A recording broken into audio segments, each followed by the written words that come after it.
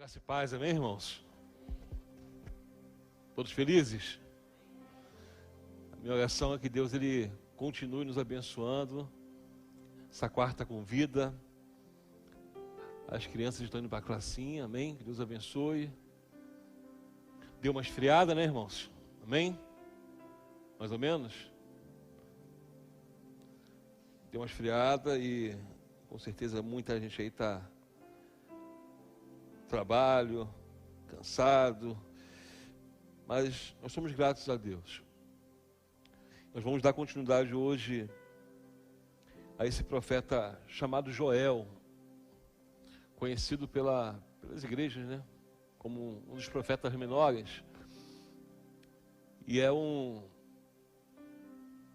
por ser profetas menores é mais fácil de se estudar, né? Porque fazer uma aplicação dentro de uma visão panorâmica de um livro como esse, ou como os outros que virão, como Amós, que já é um pouco maior, são 9 capítulos, eu estou entre Amós e Abacuque para a semana que vem. Pastor, ordem cronológica? Vamos ver, né? Mas estou entre Amós e Abacuque. Eu quero ir para os pesados primeiro, para depois vir para os calmos, amém, irmãos? Eu não sei qual que vai ser calmo, mas eu estou indo no caminho dos mais pesados e nós vamos cumprir todos os 12 profetas menores. Vamos chegar lá, se Deus quiser. Começamos em Oséias e vamos terminar em Malaquias, que é o último profeta menor. Então abra sua Bíblia, Joel, capítulo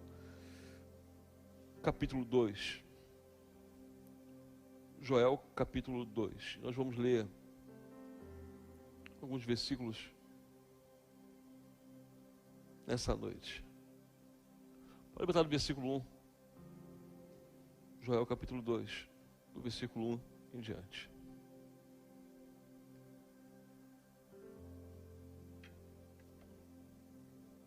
Tocai a trombeta em Sião, e clamai em alta voz no meu santo monte.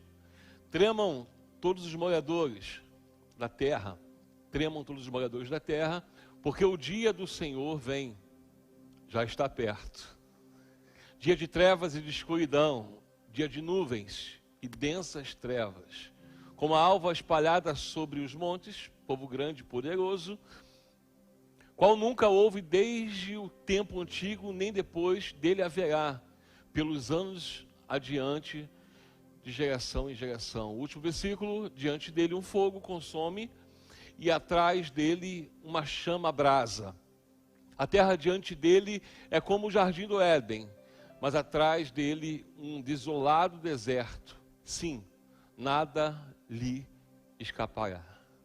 Sim, nada lhe escapará. Pai bendito, essa é a tua palavra. Eu quero render graças ao Senhor e pedir a Deus, fale conosco. Nós te glorificamos pela sua bondade e pedimos, Senhor, que a tua palavra venha de encontro ao nosso coração. Que seja uma noite especial, ó Deus, para nós que estamos aqui reunidos, para nossos irmãos que estão, ó Deus, em suas casas, assistindo essa palavra, que essa palavra possa, ó Deus, alcançar essas vidas, para que possamos, ó Deus, ser corrigidos, para que o Senhor possa derramar as suas promessas sobre nossas vidas. É que eu te peço e sou grato, em nome de Jesus. Amém e amém. É claro que tem alguns irmãos que não estavam aqui, então vou fazer um panorama para você não ficar voando quanto ao livro de Joel. É claro que eu não vou pregar o que eu preguei semana passada, mas um panorama. Nós falamos aqui que o livro de Joel, as informações que nós temos sobre Joel são as informações que estão no próprio livro de Joel. Não temos uma certeza quanto a data que foi escrita. Alguns dizem que foi no século IV, outros dizem que foi no século IX, mas o que importa nesse contexto é a mensagem em si. Uma mensagem que é encaminhada ao Reino do Sul, que são 2 tribos, e a capital aqui é Jerusalém. E essa profecia é para Judá. Lembre-se que essas 2 tribos, nós temos ali Judá e Benjamim. E as outras 10 estão lá, onde a capital é Samaria. Então, essa palavra é direcionada ao povo de Judá. embora tenha alguma pincelada para Israel no primeiro e no segundo versículo, mas a maioria, todo o livro de Joel é direcionado ao povo de Judá, onde a capital é, onde, irmãos? Jerusalém, amém? Não se esqueça disso. Onde tem 2 tribos, a capital é Jerusalém. Onde são 10 tribos, a capital é Samaria. Tem tudo a ver com todo o restante da história da Bíblia.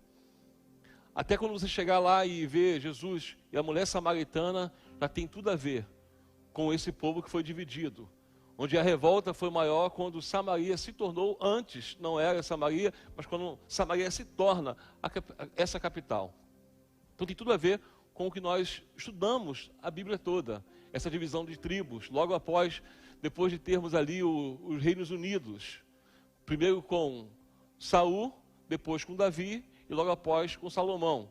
Não se esqueça que foram 40 anos cada um, mas é muita informação, né, irmãos? Então amém, deixa para lá. 40 anos cada um que estavam ali e governaram no Reino Unido. Após essa divisão, temos aí essa divisão de tribos. Nós falamos sobre o nome de Joel, que quer dizer Jeová é Deus. Nós tratamos aqui uma mensagem que Deus vai corrigir essa nação. Deus, ele precisa alinhar algumas coisas.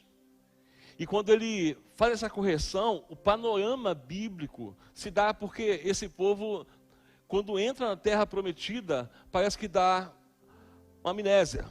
Eles vão esquecer a aliança com Deus.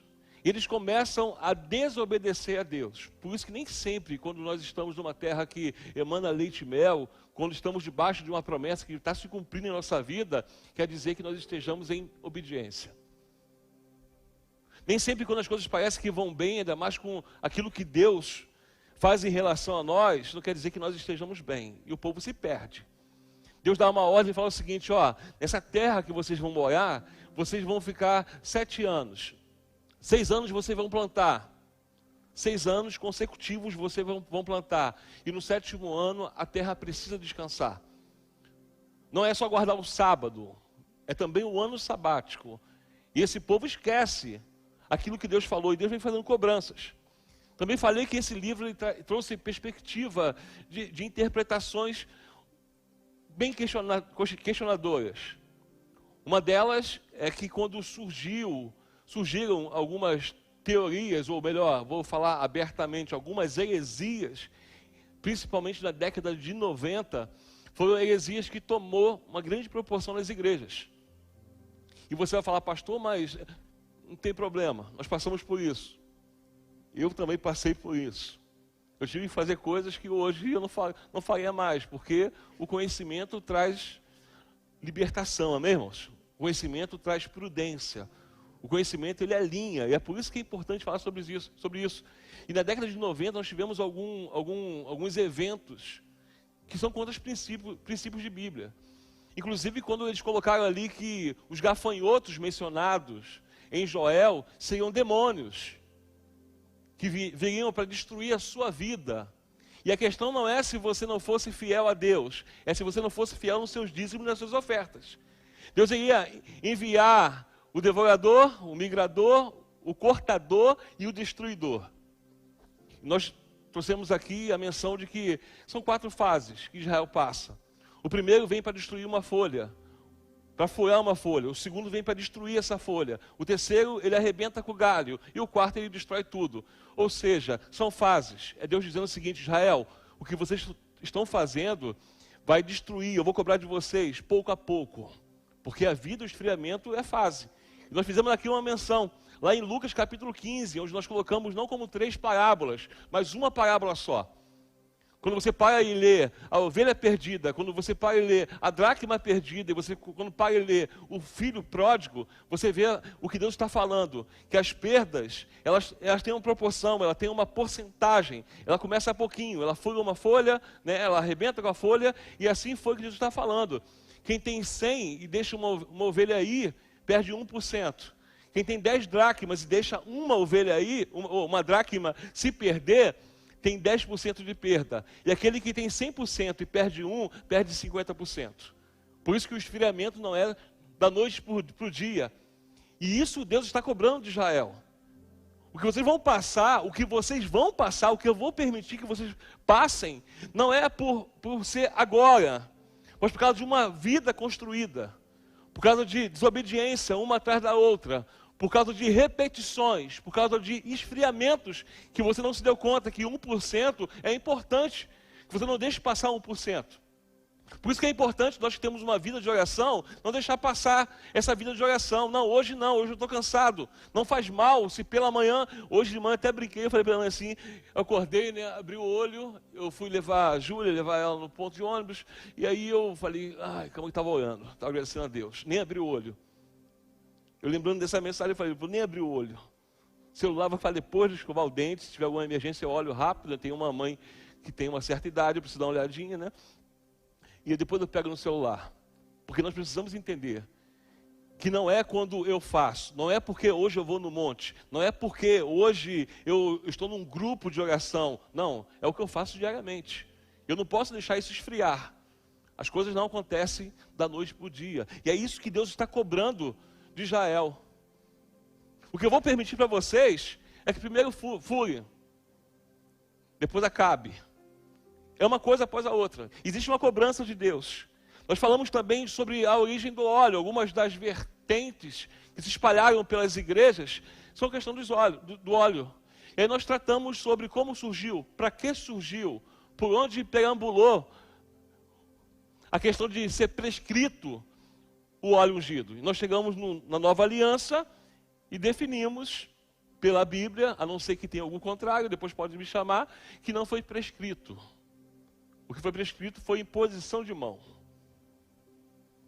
Pastor, quem está doente, leve, lembre disso? Pegue o presbítero e leve. Nós tratamos sobre esse azeite aqui. A preocupação ali não era a seguinte, não era só levar a oração, porque o que curava o enfermo não era o óleo, era a fé e a oração.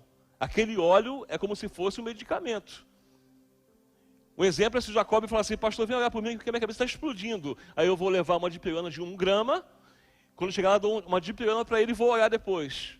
É isso que eles faziam, não se preocupe só com o corpo, com o corpo espiritual, mas com o físico também. Remédio. E nós tratamos sobre esse óleo, tipos de óleo, para que servia. Nós passeamos aqui na semana passada e hoje não é o caso. Tantos cursos, nós falamos sobre algumas coisas que nós não entendemos, que eu particularmente não consigo entender, que nós fizemos, que nós passamos em alguns momentos em algumas igrejas.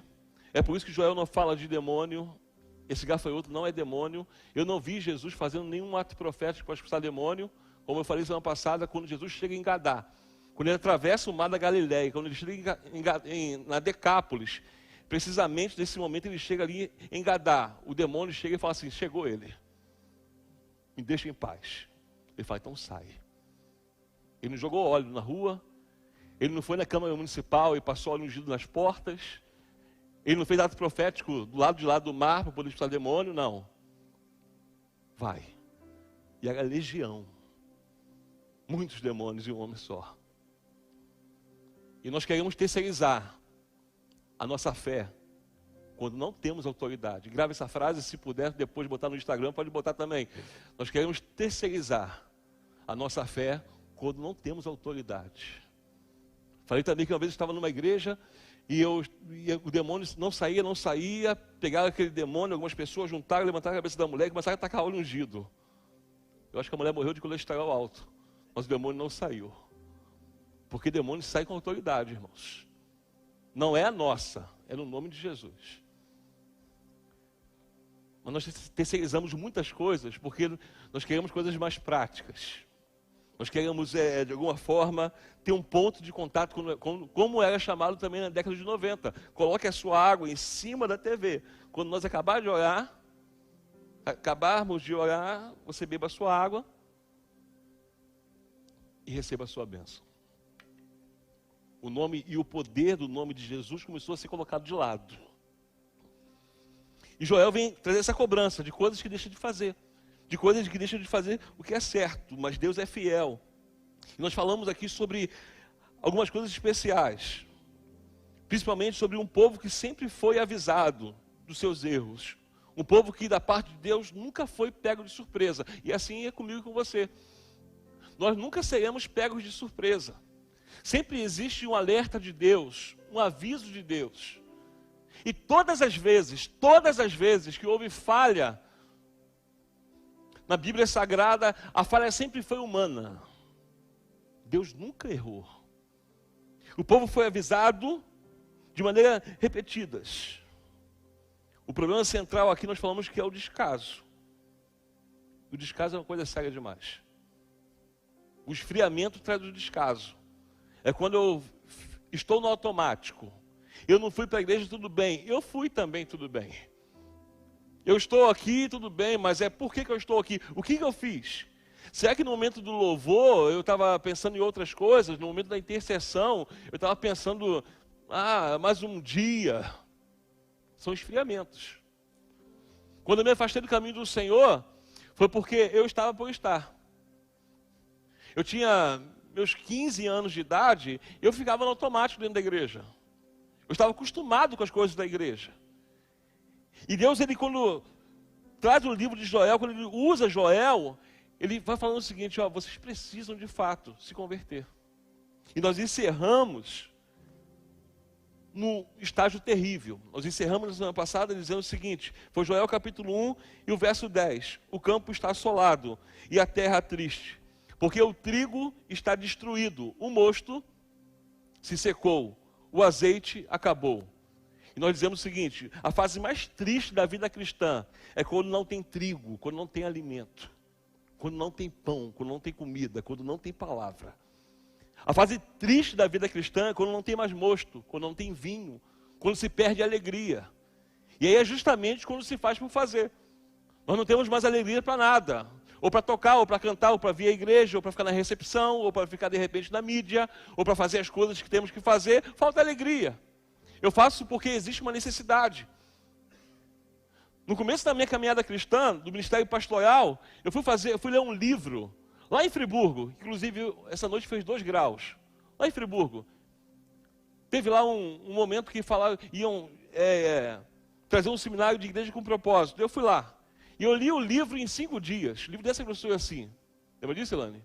5 dias, livro dessa grossura. Eu não queria comer. Eu queria ler aquele livro, acabar com aquele livro.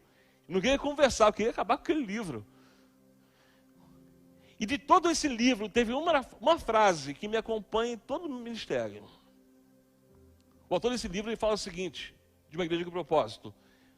Você que é líder entende o seguinte, as pessoas dão e se dão, não porque existe uma necessidade, mas porque existe uma visão. E mesmo com essa frase, muitas vezes eu trabalhei por causa de necessidade.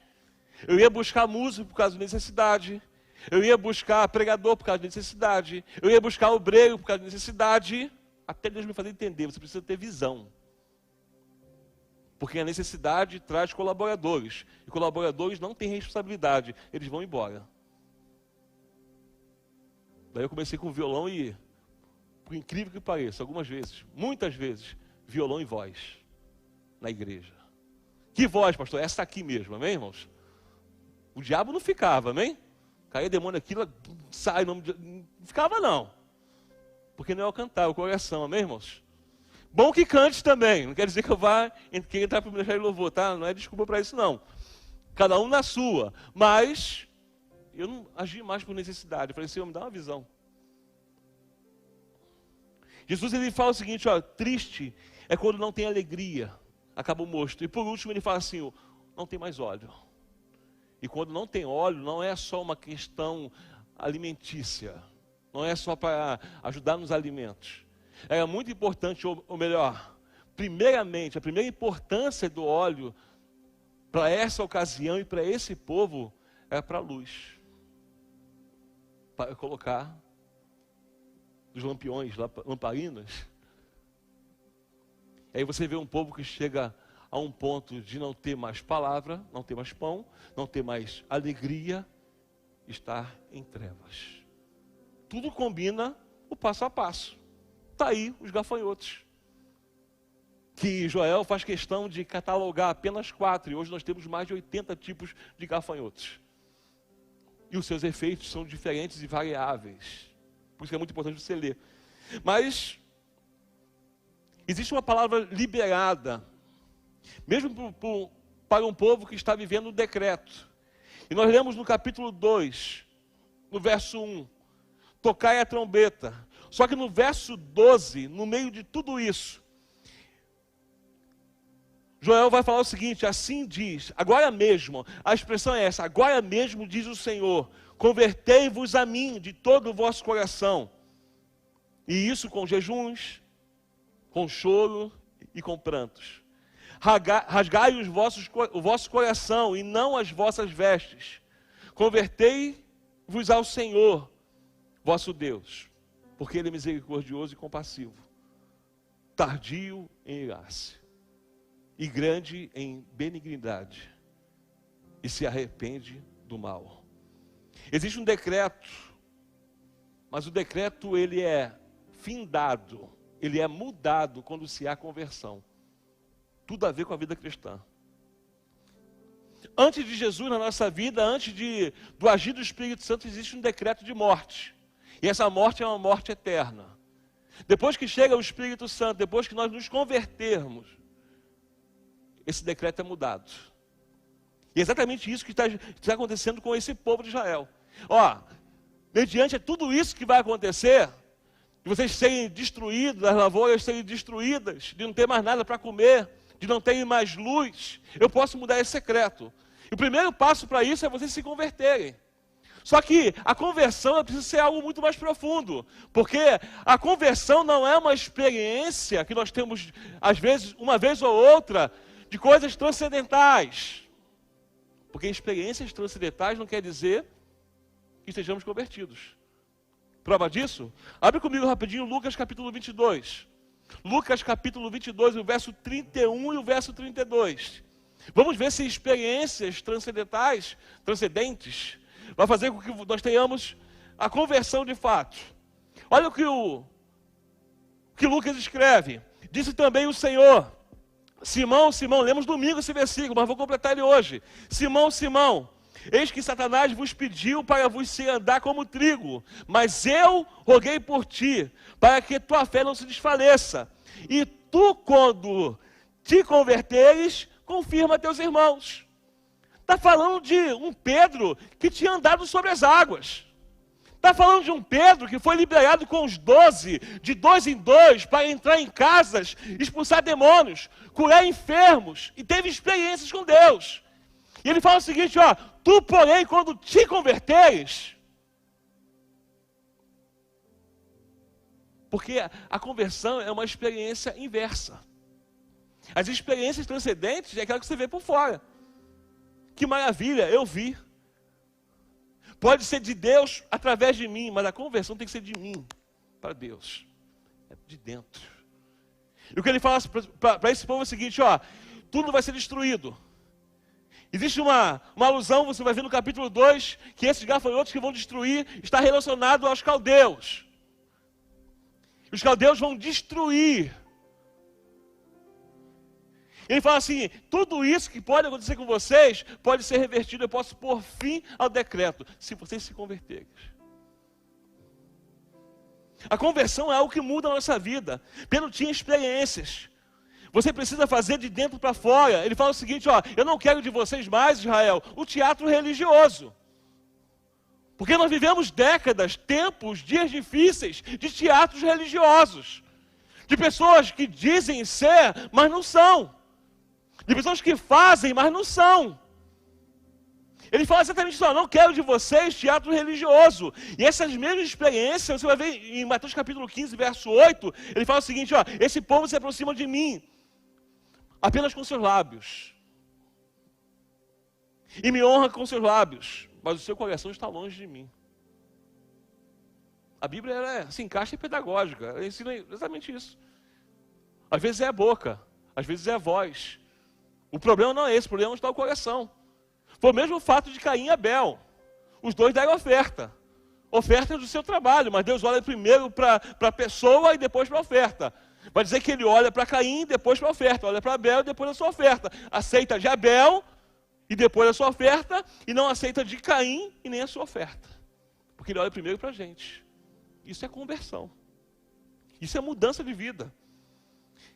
E você vai ver que ele continua corrigindo, porque a experiência que nós precisamos ter é a experiência de Davi. Em relação à conversão, por que essa palavra tão conhecida, segundo o coração de Deus, é simples. Davi, ele peca, ele erra. Falamos sobre isso, depois tu vê lá no YouTube as mensagens sobre Davi. Davi, ele peca, ele erra. E aí Natan vem até ele para poder dar aquela bronca, chamar a atenção. A fatura chegou, a cobrança chegou.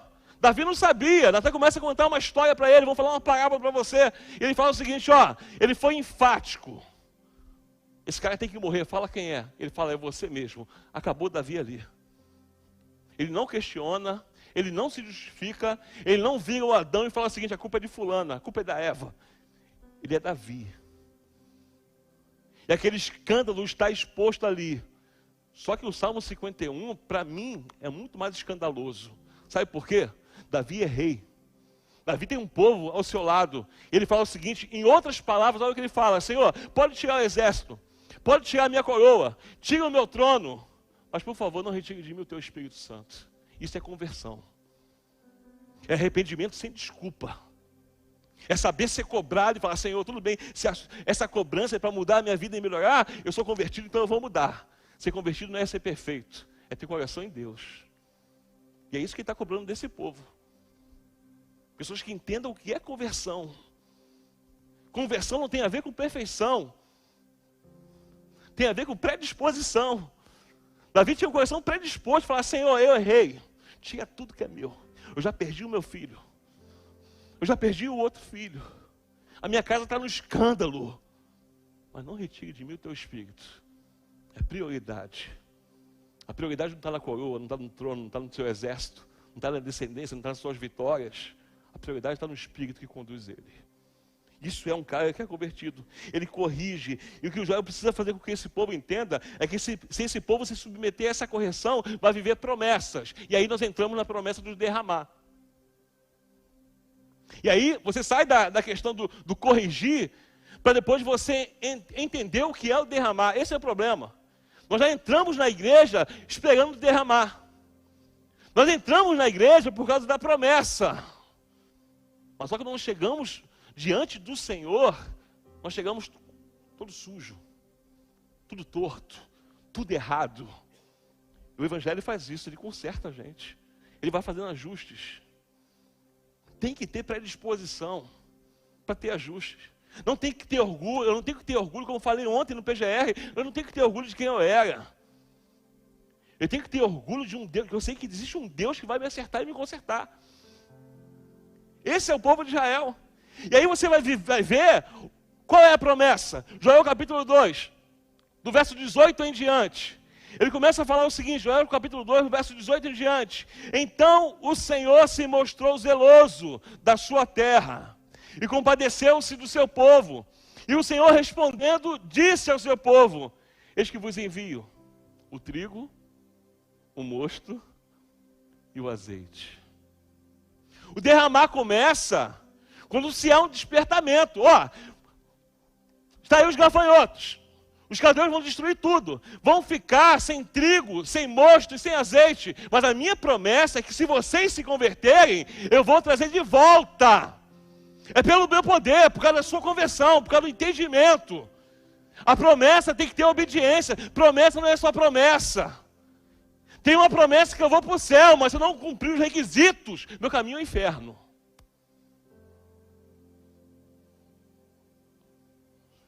Pesadão, né, gente? Um silêncio.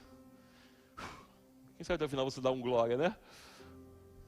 Quem sabe domingo que nós vamos pregar sobre Judas, você não deu um monte de glória aí comigo, amém, irmãos? Ô, domingo é Judas. Vem domingo não, tá, filha? Tá vindo direto? Domingo não vem não que eu vou falar sobre Judas. Conhece Judas? Aquele cara que você fica batendo nele aí no dia de... né? É junho ou julho que bate no Judas, que malha o Judas? Quando é que malha o Judas? Sábado de Páscoa, amém? Depois de domingo todo mundo vai querer se malhar, amém, irmãos? Amém, queridos? Caramba, Helder, pelo menos você, Helder. Você que é um tipo de João Batista, tem que dar um glória para um negócio desse, amém? Em nome de Jesus. Deixa eu falar o seguinte, ó, com tudo isso, se O decreto pode ser mudado, e se ele for mudado, o que eu vou fazer? Eu vou restituir para vocês. Eu vou restituir o trigo. O pão vai chegar, o alimento vai chegar. Eu vou restituir o mosto, vai chegar o vinho, a alegria. E em seguida eu vou restituir o azeite. Vocês não vão ficar mais em treva. Vai ser a nação iluminada. Essa é a promessa inicial de Deus. E deles serem fartos. A promessa não é que eles vão contar e vão levar, porções para casa. Não, vocês vão ser fartos.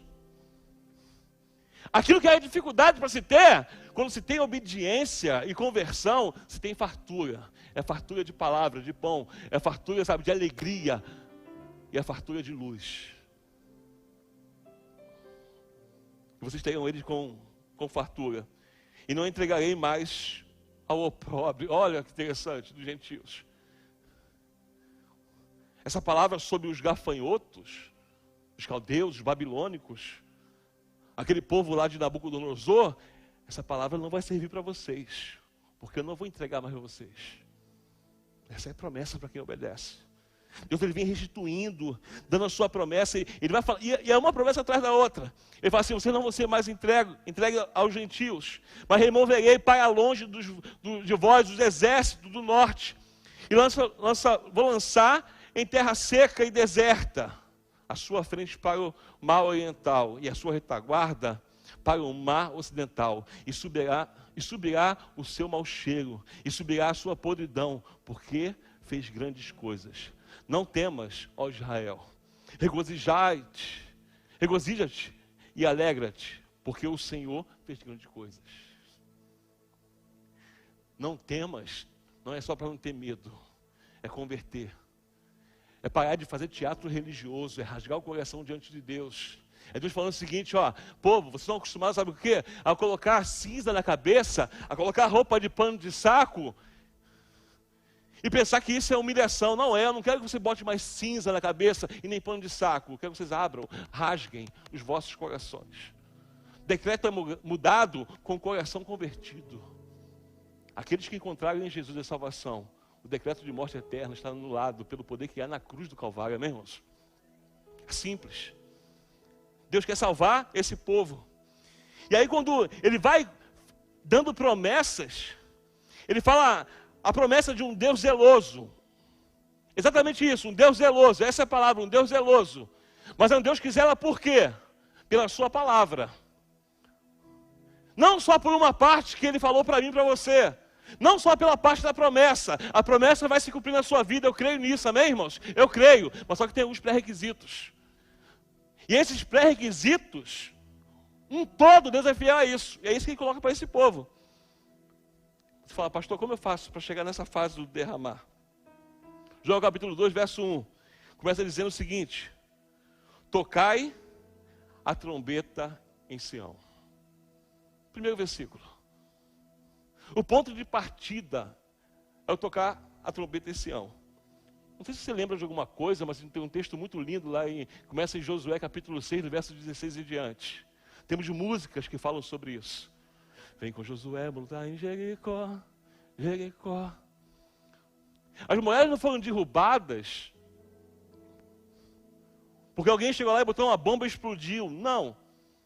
Olha o que fala em Josué capítulo 6, verso 16. E sucedeu que, tocando o sacerdote pela 7ª vez as trombetas, disse Josué ao povo. Essa palavra trombeta aqui é a mesma palavra no hebraico de trombeta de Joel. Shofar, ou para a nossa língua, shofar. É a mesma trombeta. Ele fala assim: eles tocaram 7 vezes. E disse Josué ao povo: gritai, porque o Senhor vos tem dado a cidade. Olha o que Deus fala para Joel: tocai a trombeta em Sião e clamai em alta voz. Parece que é a mesma coisa. Sabe por quê? Quando eles tocam a trombeta e gritam, as muralhas caem. Deixa eu falar uma coisa. Deus prometeu que os gafanhotos não viriam. Deus prometeu que os caldeus seriam derrotados. Tocar a trombeta é só obediência e o início da guerra. Ou vocês acham que tocou a trombeta, caiu as muralhas, acabou o negócio? Não. O texto continua dizendo. Eles invadiram, cada um pela sua parte, e não deixaram mais nada vivo. A guerra continuou lá dentro. Derrubar a muralha é o primeiro passo. É o primeiro obstáculo vencido. Depois da trombeta, tem que vir a espada. Ele fala assim, ó, toca. Joel fala o seguinte, ó, toca e depois clama em alta voz. Eu entendo que quando eu troco a trombeta, as barreiras caem. Mas para ter vitória, eu preciso continuar guerreando. É só o primeiro passo. Você se converteu? Tu toca a trombeta. Os impedimentos caem. As muralhas caem. Aquilo que impede o seu acesso ao melhor de Deus, cai. Aquilo que impede o seu acesso à promessa de Deus para a sua vida, cai. Mas é só o começo daquilo que se tem por diante. Mas se tem uma coisa que Deus faz, é que se nós obedecermos, a vitória é garantida. Ele fala, se vocês tocarem a trombeta em Sião, eles vão morrer. Vocês vão ficar cegos aos olhos dos caldeus. Isso não vai se cumprir na vida de vocês. Mas só que tem gente que toca a trombeta, não toca a trombeta porque tem medo. Medo porque sabe que depois da muralha tem luta. Mas é isso que Jesus promete. Depois que o maior obstáculo cai por terra, e você tem acesso às coisas de Deus, a guerra só começa. E aí você começa a ser um militante do exército de Jesus. Mas com a certeza de ser um triunfante. Desde que você viva e que eu viva em obediência. A graça de Deus, ela é maravilhosa. E quando estava terminando essa sessão, hoje à tarde, eu falei, Senhor, muito obrigado pelos gafanhotos. O que para mim antigamente era um medo de se perder as coisas, hoje eu olho para os gafanhotos, eu entendo que é Deus me despertando para que eu possa ser corrigido e ter acesso às promessas. É isso que o povo tinha que viver. Os gafanhotos estão aí, mas não é para matar vocês, é para corrigir vocês. Enquanto nos ensinaram que era para nós termos medo do gafanhoto, Deus nos ensina que o gafanhoto é para nos corrigir diante dele, para que possamos acessar a verdadeira promessa. A promessa não estava em a lavoura daquela época não ser atingida. A promessa está no que Deus ia fazer, de maneira maravilhosa, de bênçãos sem medidas, sem escassez. É só obedecer, se converter diante dele.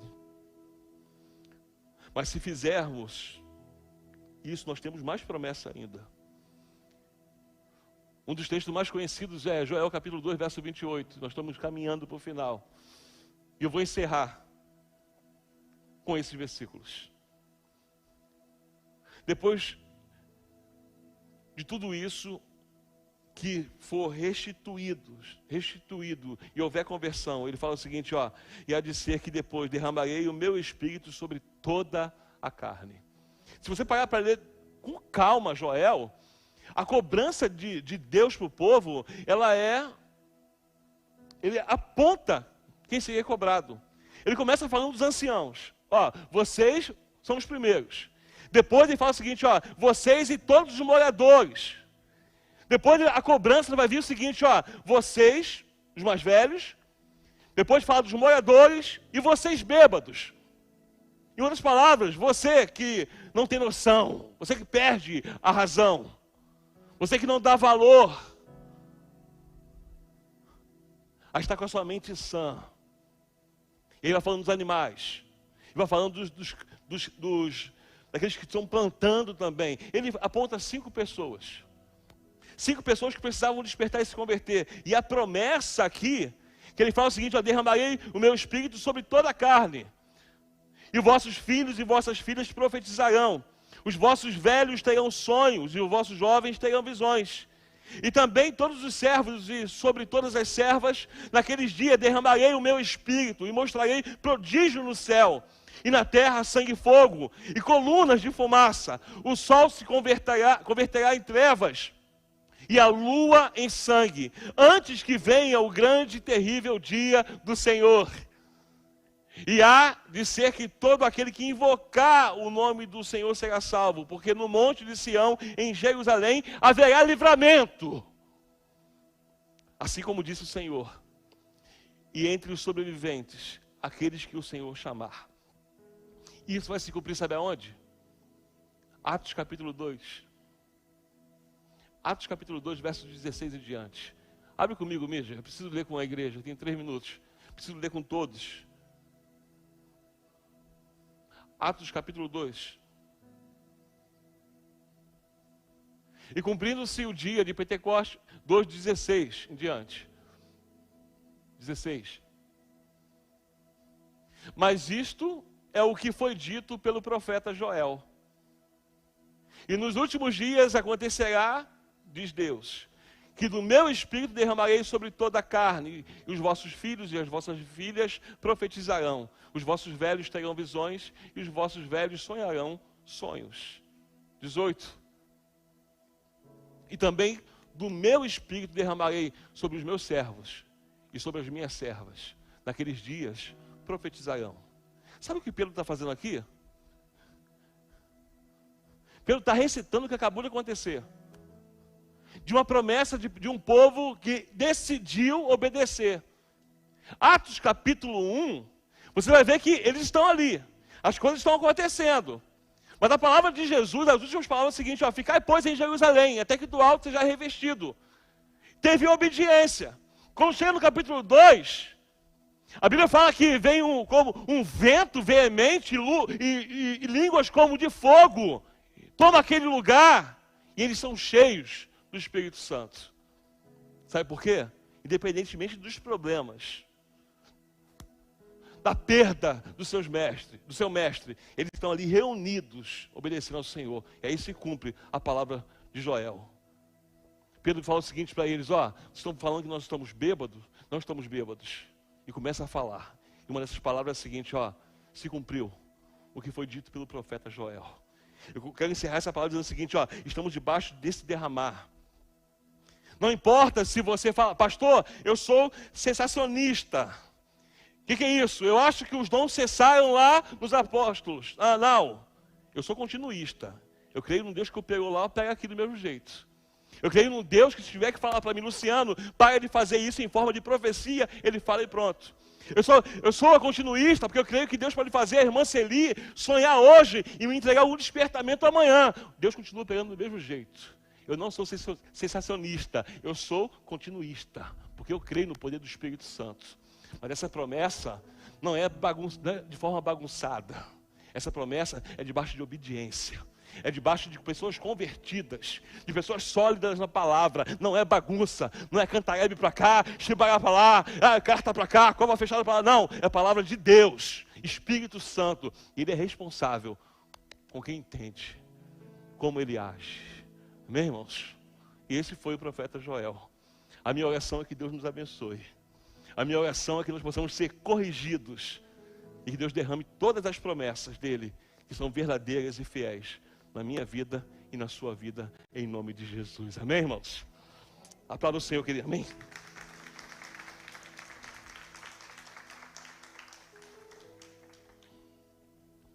A mão no coração. Tempo certinho, Alandra. 10 segundos. Que benção, amém? Senhor, muito obrigado pela tua palavra. Tua palavra que é viva e eficaz. A tua palavra que nos confronta, ó Deus, mas que ao mesmo tempo nos conforta. Eu sei, ó Deus, que essa palavra é dura, mas também é confortante. Que possamos, ó Deus, ter uma vida com o Senhor, de pessoas que caminham debaixo da tua palavra, que buscam o conhecimento, ó Deus. E como temos pregado nesse altar, ó Pai, em nome de Jesus, que não seja só a ortodoxia, o conhecimento, mas que também seja a ortopraxia, a prática do mesmo. Não nos deixe, Senhor, cometer o erro de Éfeso, que conhecia, que fazia, mas que na prática perderam o primeiro amor. Nos ensina, Deus, a te ouvir. Nos ensina, Deus, a ficarmos felizes quando somos cobrados pelo Senhor. Nos corrija. Corrija a tua igreja. Corrija esse altar, ó Deus. Me corrija, ó Deus, para que eu possa viver as tuas promessas, para a tua honra e para a tua glória. É o que eu te peço e sou grato. Em nome de Jesus. Amém.